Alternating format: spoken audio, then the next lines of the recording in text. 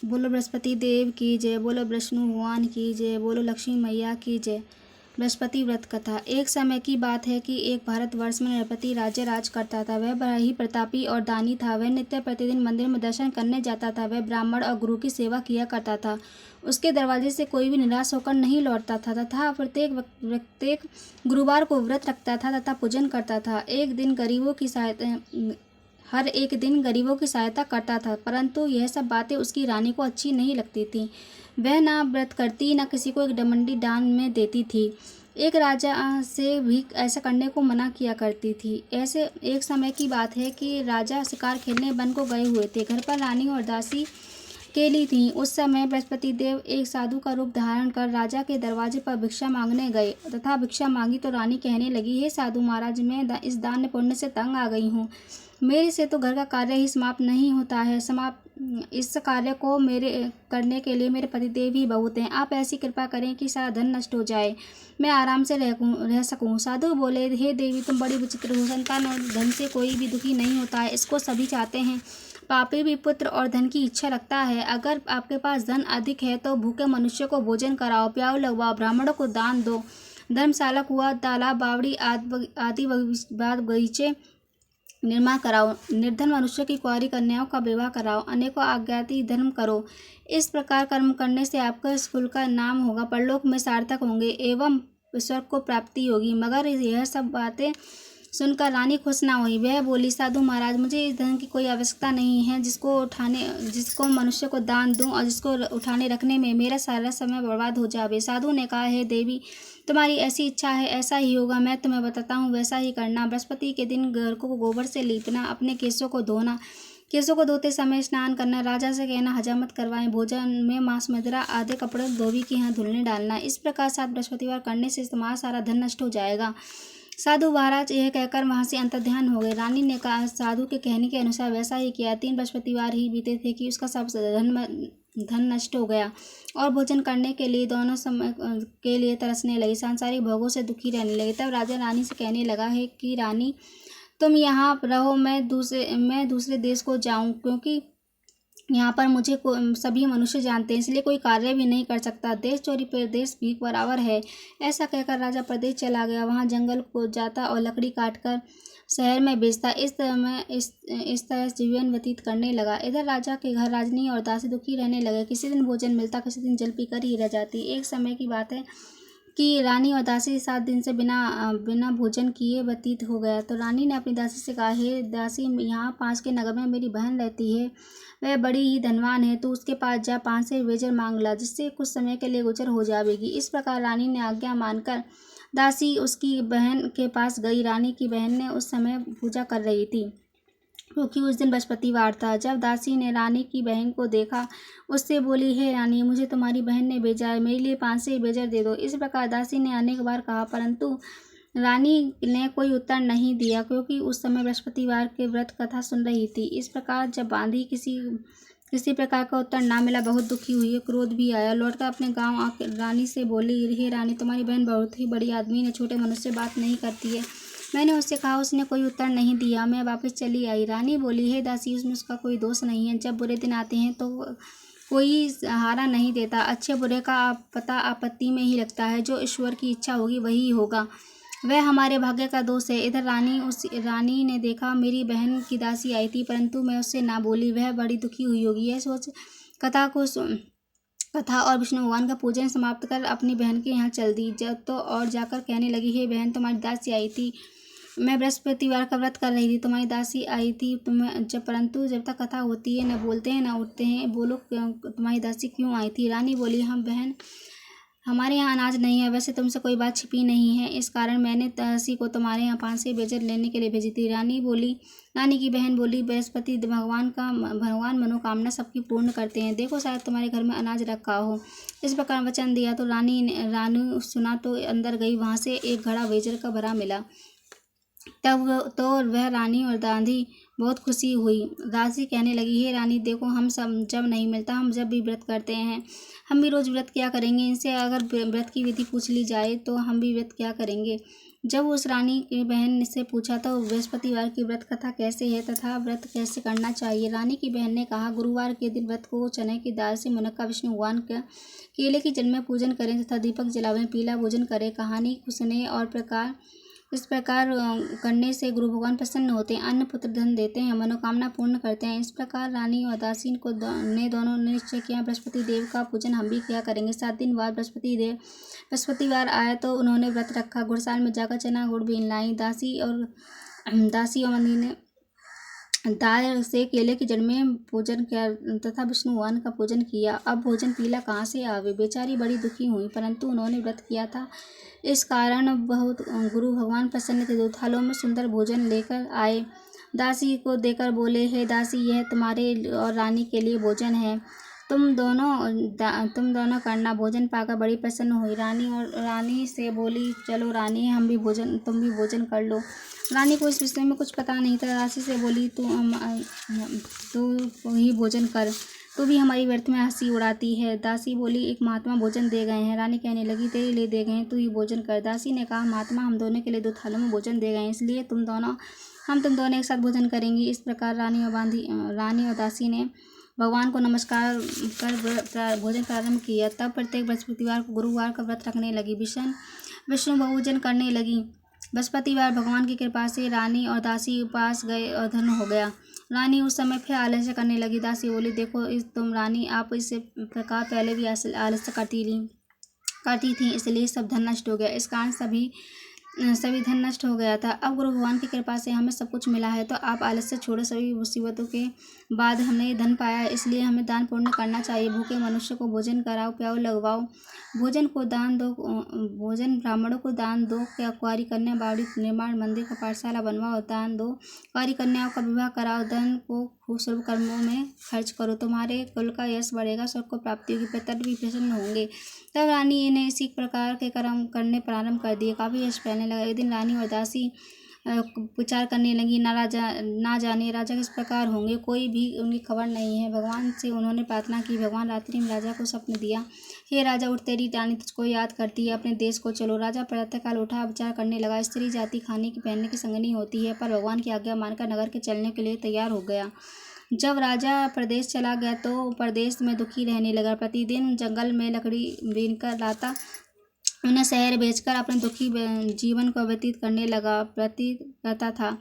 इस प्रकार राजा दुखी हो अपनी पुरानी बातों को याद करके रोने लगा। तब उसे जंगल में से राजा जब देव एक साधु का रूप धारण कर आए तो तो पास आकर बोले, हे लकड़हारे, सुनसान जंगल में तुम क्यों बैठे हो, मुझको बतलाओ। ये सुन राजा की नेत्रों में जल भर आया। महात्मा दयालु होते हैं, उससे बोले, हे राजा, तेरी स्त्री ने बृहस्पति देव का अपराध किया था, जिस कारण तुम्हारे यह दशा है। अब तुम किसी प्रकार की चिंता मत करो, भगवान ने तुम्हें पहले से अधिक धनवान करेगा। देखो, तुम्हारी स्त्री ने गुरुवार का व्रत प्रारंभ कर दिया है, और तुम मेरे कहा मानकर बृहस्पति देव के चने का व्रत पूजन करो। चने की दाल में गुड़ डालकर केले की जड़ में पूजा करो और कहानी कहो और सुनाओ। भगवान तेरी सभी कामनाओं को पूर्ण करेगा। साधु प्रसन्न देखकर राजा बोला, हे प्रभु, लकड़ी बेचकर मुझे इतना पैसा नहीं मिलता, इसके उपरांत मैं कुछ बचा सकूं। रात्रि में मैं अपनी रानी को व्याकुल देखा, मेरे पास कोई खबर नहीं थी, इसकी खबर मंगा सकूं। फिर मैं कौन सी कहानी कहूँ, मुझको ये कुछ मालूम नहीं है। साधु ने कहा, हे राजा, तुम किसी बात की चिंता मत करो। बृहस्पतिवार के दिन रोजाना की तरह लकड़ियाँ लेकर शहर में जाओ, को धन दुगना प्राप्त होगा, जिससे तुम भली भांति भोजन कर लोगे। बृहस्पति देव की पूजा समान भी आ जाएगा। बृहस्पति देव की कहानी निम्न प्रकार से है। बोलो बृहस्पति देव की जय, बोलो विष्णु भगवान की जय, बोलो लक्ष्मी मैया की जय। प्राचीन काल में एक ब्राह्मण था, बहुत ही निर्धन था, उसके कोई भी संतान नहीं थी। उसकी स्त्री बहुत ही मलिनता के साथ रहती थी। वह ना भोजन करती, ना स्नान करती, ना किसी देवता का पूजन करती। प्रातःकाल उठते ही सर्वप्रथम भोजन कर लेती, अन्य कार्य न करती। ब्राह्मण बड़े दुखी थे, बेचारे कुछ कहते किंतु उसका कोई परिणाम ना निकलता। पर भगवान की कृपा से उनके घर में एक कन्या रूपी बच्ची पैदा हुई। कन्या अपने पिता के घर बड़ी होने लगी। बालिका प्रातःकाल स्नान करती, विष्णु भगवान का जाप करती, बृहस्पतिवार का व्रत करने लगी। घर अपने पूजा समाप्त कर स्कूल जाती, मुट्ठी में जौ ले जाती, पाठशाला में डालती जाती। तब ये स्वर्ण के हो जाते। लौटते समय बीनकर ले आती। एक दिन बालिका को सूप में सोने को जौ को फटक कर पिता ने देख लिया। तो हे बेटी, सोने को जौ को फटकने के लिए सोने का सूप होना चाहिए। तो उस दिन दूसरे दिन गुरुवार था। कन्या ने व्रत रखा, बृहस्पति देव से प्रार्थना की, कहा, हे प्रभु, मैंने आपकी पूजा सच्चे मन से की हो तो मुझे सोने का सूप दे दो। बृहस्पति देव ने उसकी प्रार्थना स्वीकार कर ली। रोजाना की तरह कन्या जौ फैलाते हुए जाने लगी। लौट कर बीन रही थी तो बृहस्पति देव की कृपा सोने का सूप मिला। वह घर ले आई, उसे साफ करने लगी, परंतु उसकी माँ का वही ढंग रहा। एक दिन की बात है कि वह कन्या सोने के सूप में जौ फटक कर साफ कर रही थी। उस समय शहर के राजपुत्र वहां होकर निकले। इस कन्या को और उसके कार्य को देखकर तथा उनके मोहित हो गए। अपने घर आकर भोजन जल त्याग दिया, उदास लेट गए। राजा को इस बात का पता लगा तो प्रधानमंत्रियों के साथ वह अपने बेटे के पास गए। हे बेटा, तुम्हें किसका बात का कष्ट है? किसी ने तुम्हारा अपमान किया है अथवा कोई और कारण हो तो कहो, मैं वही कार्य करूँगा जिससे तुम्हें प्रसन्नता होगी। अपने पिता के राजकुमार ने बातें सुनी। वह बोला, मुझको आपकी कृपा से किसी बात का दुख नहीं है, किसी ने मेरा अपमान नहीं किया है, परंतु मैं उस लड़की के साथ विवाह करना चाहता हूँ जो सोने के सूप को जौ फैलाकर टक्कर साफ कर रही थी। राजा सुनकर यह आश्चर्य में पड़ गए। बोले, हे बेटा, इस कन्या का तो तुम ही पता लगाओ, मैं उससे तुम्हारा अवश्य विवाह करा दूंगा। राजकुमार ने लड़की के घर का पता बतलाया। तब मंत्री उस लड़की के घर गए। ब्राह्मण देवता से सभी हाल बतलाया। ब्राह्मण देवता ने राजकुमार के साथ अपनी कन्या का विवाह करने के लिए तैयार हो गए तथा विधि विधान के अनुसार कन्या का विवाह राजकुमार के साथ हो गया। कन्या के घर से जाते ही पहले की तरह भली भांति ब्राह्मण देवता के घर में गरीबी का निवास होने लग गया। तब अब भोजन भी बड़ी मुश्किल से मिलता था। एक दिन की बात है कि ब्राह्मण दुखी होकर अपनी पुत्री के पास गए। बेटी से पिता की अवस्था देखी नहीं गई और माँ का हाल पूछा। तब ब्राह्मण ने कहा, सभी हाल बतला दिए। कन्या ने बहुत सा धन देकर पिता को विदा कर दिया।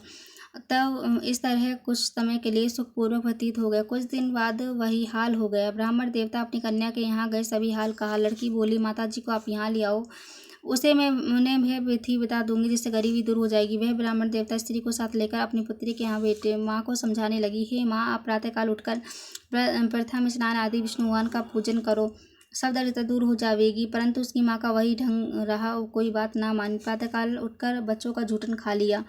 एक दिन उसकी पुत्री को बहुत गुस्सा आया और एक रात कोठरी में सामान निकाल दिया, अपनी माँ को उसमें बंद कर दिया। प्रातःकाल उसमें से निकाला तो स्नान आदि करा के पाठ करवाया। उसकी माँ की बुद्धि ठीक हो गई, फिर बृहस्पतिवार को व्रत करने लगी। इस व्रत प्रभाव से माँ की बुद्धि ठीक हो गई, धनवान पुत्रवती हो गई, बृहस्पति देव को सुख को प्राप्त हुए तथा ब्राह्मण सुख भोगकर सुख को प्राप्त हुए। इस कहानी से कहकर साधु महात्मा वहाँ से लोप हो गए। धीरे धीरे समय व्यतीत होने लगा, पर फिर वही बृहस्पतिवार का दिन आया। राजा जंगल से लकड़ी काटकर किसी शहर में बेचने गया। उसे और दिन से अधिक पैसा मिला। राजा ने गुड़ आदि लाकर गुरुवार का व्रत किया। उस दिन से उसके सभी कलेश दूर हो गए। दूसरा गुरुवार का दिन आया तो बृहस्पतिवार का व्रत करना भूल गया। इस कारण बृहस्पति भगवान नाराज हो गए। उस दिन नगर के राजा के यहाँ विशाल यज्ञ आयोजन, शहर में घोषणा करा दी गई, कोई मनुष्य भोजन ना बनावे, कोई आग ना जलावे, हमारे यहाँ समस्त जनता भोजन करने आवे, जो आज्ञा को न मानेगा उसे फांसी की सजा दी जाएगी। ऐसी घोषणा संपूर्ण करा दी गई। राजा की आज्ञा अनुसार शहर के सभी लोग भोजन करने आए, लेकिन लकड़हारा कुछ देर से पहुंचा था, इसलिए राजा को अपने साथ घर ले आकर भोजन करा रहे थे। उस रानी की दृष्टि खुंटी पर पड़ी, जिस पर उसका हार लटका हुआ था। वह ना दिखाई देकर रानी ने निश्चय किया, यह हार मेरे इस मनुष्य ने चुरा लिया है। उस सैनिक को बुलवाकर उसको जेल खाने में डलवा दिया। तब राजा जेल खाने में पड़ा, बहुत दुखी होकर विचार करने लगा कि ना जाने मैंने कौन से पूर्व जन्म में कर्म में मेरे लिए दुख प्राप्त हुआ है। उसी समय साधु का याद करने लगा और एक जंगल में मिला था। हाँ, उसी समय तत्काल बृहस्पति देव साधु का रूप धारण कर उसकी दशा को देखकर कहने लगे, अरे मूर्ख, तूने बृहस्पतिवार का व्रत नहीं किया है, देवता कथा नहीं की, इस कारण तुझे दुख प्राप्त हुआ। चिंता मत कर, बृहस्पतिवार के दिन तेरे जेल खाने में दरवाजे पर पैसे पड़े मिलेंगे। तू बृहस्पतिवार का पूजन करना, तेरे सभी कष्ट दूर हो जाएंगे। बृहस्पति देव ने 4 पैसे पड़े मिले तथा कथा कही। रात्रि को बृहस्पति देव ने सागर के राजा को स्वप्न में कहा, हे राजा उठ, तुमने जिस आदमी को जेल खाने में बंद कर दिया वह निर्दोष है, वह राजा उसको छोड़ देना। रानी का हार उसी कुंठी पर लटका हुआ है। अगर तू ऐसा नहीं करेगा तो मैं तेरे सारे राज्य को नष्ट कर दूंगा। इस तरह रात्रि को स्वप्न में देखकर राजा प्रातःकाल उठा, कुंठी पर हार लटका देखकर लकड़हारे को दागा क्षमा मांगी तथा राजा को योग्य सुंदर वस्त्र आभूषण देकर विदा करिया। गुरुदेव के अनुसार राजा अपने राज्य को चल दिया। राजा जब अपने नगर के निकट पहुंचा तो बड़ा आश्चर्य हुआ। नगर में पहले से अधिक तालाब, बाग, बगीचे, कुएं, धर्मशाला, मंदिर आदि बन गई थी। राजा ने पूछा, ये सब किसका है? धर्मशाला है। तब नगर के राजा लोग बोले, ये रानी और दासी के हैं। तो राजा को आश्चर्य व गुस्सा भी आया। जब रानी ने खबर सुनी राजा आ रहे हैं तो उस दासी से कहा, हे दासी, देख राजा हमको कितनी बुरी हालत में छोड़ गए थे, हमारी ऐसी हालत देखकर लौट ना जाएं, तू दरवाजे पर खड़ी हो जा। आज्ञा अनुसार दासी दरवाजे पर खड़ी हो गई। राजा आए तो अपने साथ लिवा लाई।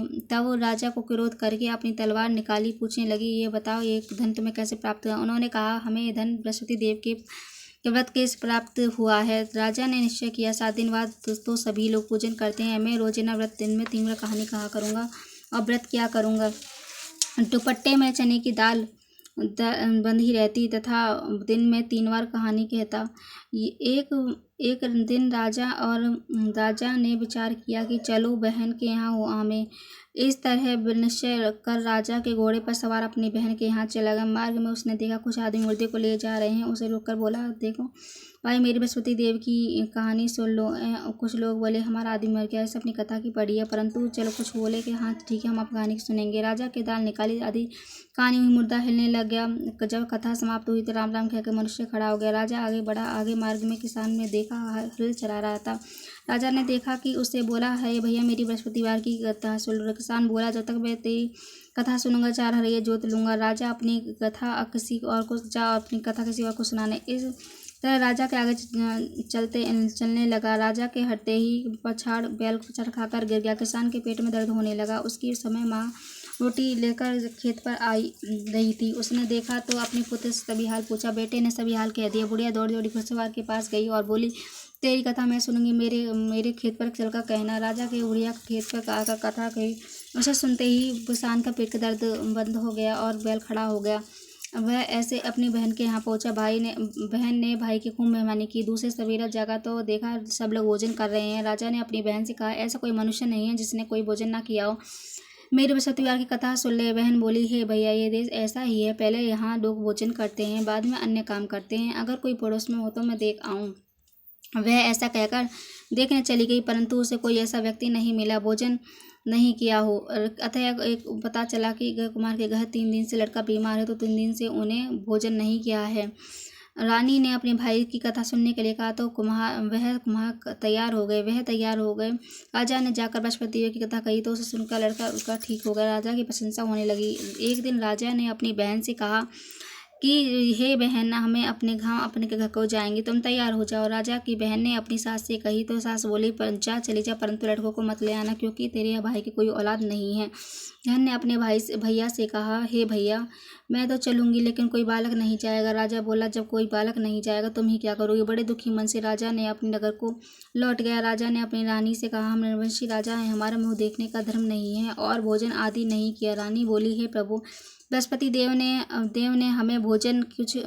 हमें सब कुछ दिया है, वे हमें औलाद भी अवश्य देंगे।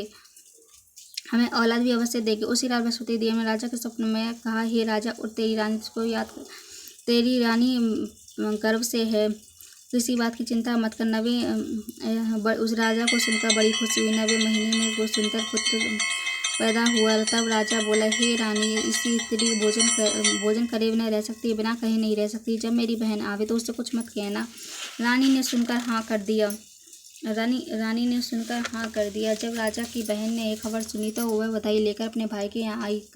आई तो रानी ने कहा, घोड़ा चढ़कर तो नहीं आई, गधा चढ़ी आई। रानी ने बोला, भाभी मैं इस प्रकार न कहती, आपको औलाद कैसे होती? बृहस्पति देव ऐसे ही हैं, जैसी जिसके मन में भावना कामनाएं हैं सभी पूर्ण करते हैं। जो सद्भावना से पूर्वक बृहस्पतिवार का व्रत करता है, अतः कथा पढ़ता है, सुनाता है, दूसरों को सुनाता है, बृहस्पतिवार उनकी सभी मनोकामना को पूर्ण करते हैं। भगवान बृहस्पति देव उनकी सदैव रक्षा करते हैं, सदैव रक्षा